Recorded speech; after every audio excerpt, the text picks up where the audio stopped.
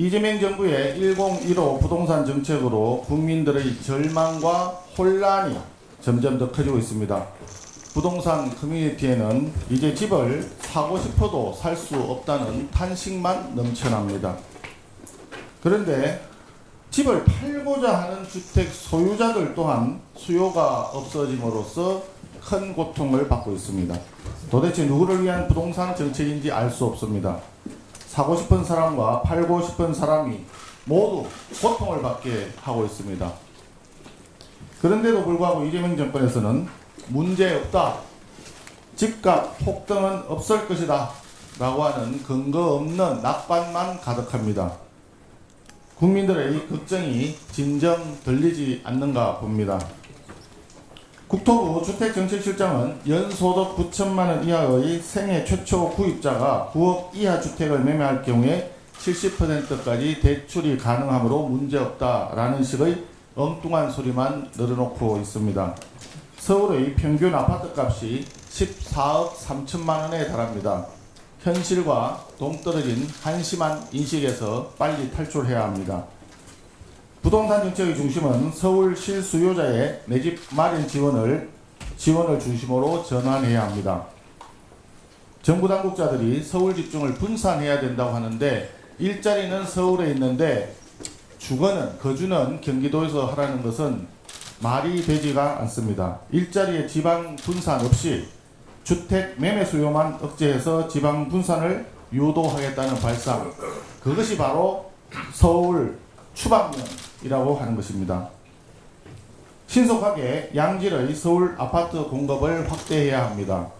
지난 9.7 대책은 135만 호 공급 계획 중에서 75%에 달하는 무려 101.5만 호가 경기도에 집중되어 있는 경기도 공급 대책에 불과합니다. 서울 주택난의 현실을 철저히 외면한 숫자 맞추기에 불과합니다. 내용상으로 보면 더 심각합니다. 평택, 양주, 의정부, 용인, 남양주 등 이미 미분양이 발생한 지역에 신규 공급이 집중되어 있습니다. 공급 지역과 수요가 전혀 맞지 않는 주먹구구식 계산입니다.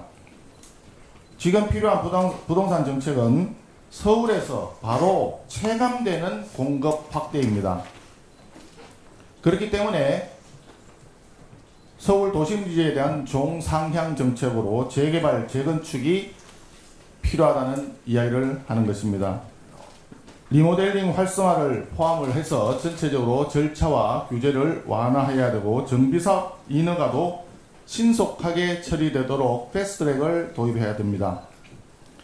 이미 서울의 아파트는 희소자원이 되었습니다. 이제 단순한 공급 숫자가 아니라 실제 입주 가능한 집을 늘려줘야 합니다. 이러한 서울주택 공급 확대를 실현하기 위해서는 혁신적이고 과감한 규제 완화와 제도 개선이 꼭 필요합니다. 어제 제안을 했지만 다시 한번 여당에 요청을 합니다. 정부와 여야 서울시가 함께 참여하는 부동산 협의체를 조속히 구성합시다. 서울주택 공급 확대를 위해 여야 정치권, 정부, 서울시가 사심없이 머리를 맞대야 합니다. 이와 관련하여 우리 당에서는 당내 기구로 부동산 정상화 대책 기구를 조속히 가동하도록 하겠습니다. 주택 민생지 대본, 이러한 기치 아래 국민이 체감할 수 있는 실질적 대책이 논의되기를 이재명 정부와 여당에 다시 한번 강력히 촉구합니다. 특검 관련입니다. 조원석 정치특검의 평택 오산 미군기지 압수수색에 대해서 주한미군이 우리 정부에 공식적으로 항의 서한을 보냈습니다. 트럼프 대통령이 한미 정상회담 때 거론한 이후에 주한미군까지 공식적인 항의를 전달한 것은 한미동맹 72년 역사상 유례를 찾아볼 수 없는 심각한 외교 참사입니다. 지금 아직도 한미 관세 협상이 한창 진행 중입니다.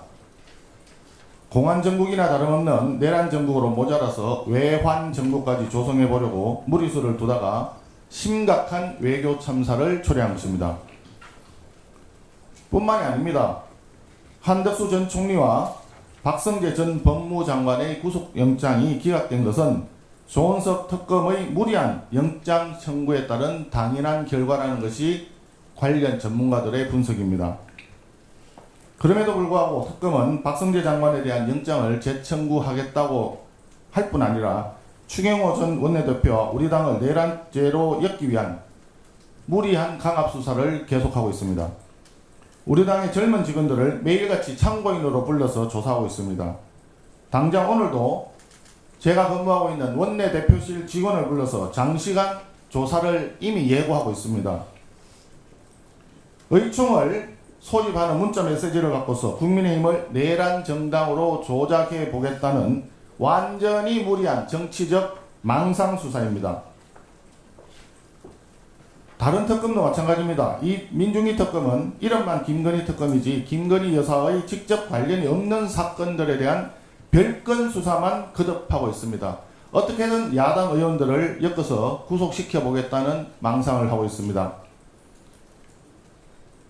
그렇게 무리수를 거듭하다 보니까 결국 산후조리원에 입원해 있는 산모를 압수수색하는 만행을 저질렀고 급기야 양평군청 공무원을 죽음으로 내몬 살인적 강압수사를 벌이게 되었습니다. 이명현 특검은 또 어떻습니까? 피의자도 아닌 참고인인 김장한 목사님과 이영훈 목사님을 압수수색했습니다. 또한 김장한 목사님에 대해서는 소환 조사를 수차례 시도했고 공판 전 정인신문까지 청구했습니다. 90이 넘은 원로 종교인을 상대로 너무 가혹한 인권 탄압을 하고 있다는 것입니다. 인권 탄압과 종교 탄압이라는 각계의 지적에 대해서도 철저히 귀를 닫고 있습니다. 반인권, 반자유, 반헌법 3대 특검은 지금 즉시 해체해야 합니다. 지난 15일 무비자 입국한 중국인 3명이 제주시 도심 한복판 금원방에서 귀금속을 훔쳤다가 제주공항에서 가까스로 체포되었다는 소식이 전해졌습니다. 지난 9월 29일 무비자 입국 시행 첫날 크루즈선으로 인천항에 입항했다가 잠적한 중국인 6명 3주 가까이 지나도록 아직까지 행방을 알 수도 없습니다.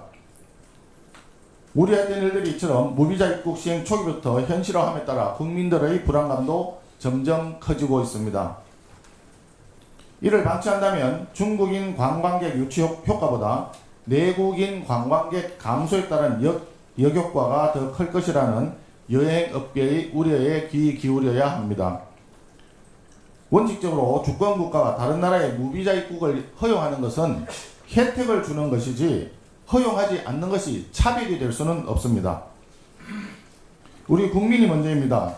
정부는 우리 국민이 안심할 수 있도록 정책을 만들고 추진할 책무가 있습니다.